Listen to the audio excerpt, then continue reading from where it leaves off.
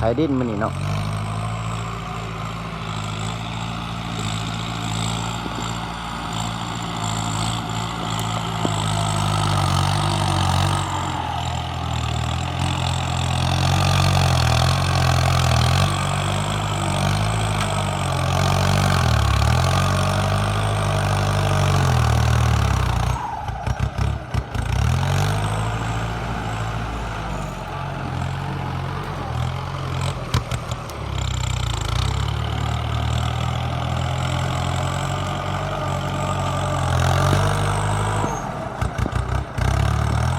มันอยู่เทิงขั้นหนึ่ง2 ขั้น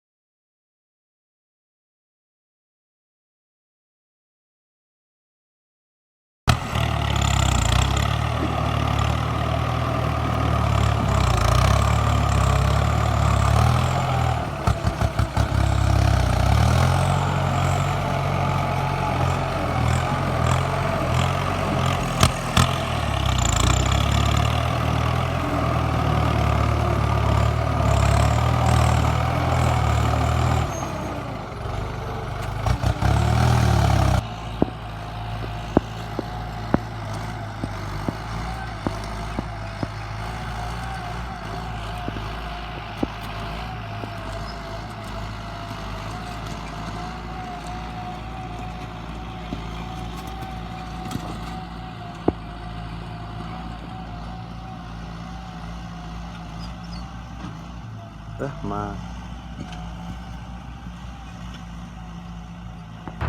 ไถอะไรพี่น้องไถอะไรพี่น้องไถข้างหน้า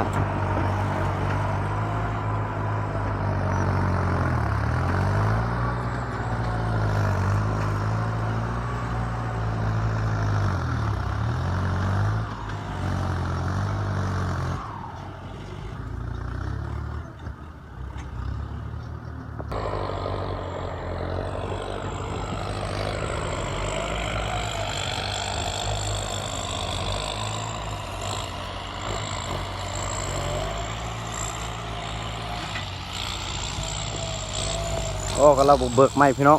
สวัสดีครับสวัสดีต้นสวยนะฮะตอนนี้รถฟอร์ดกำลังดุดดินกำลังบุกเบิกดินสวนพี่น้องดินสวนมันต้นบุกเบิกโอ้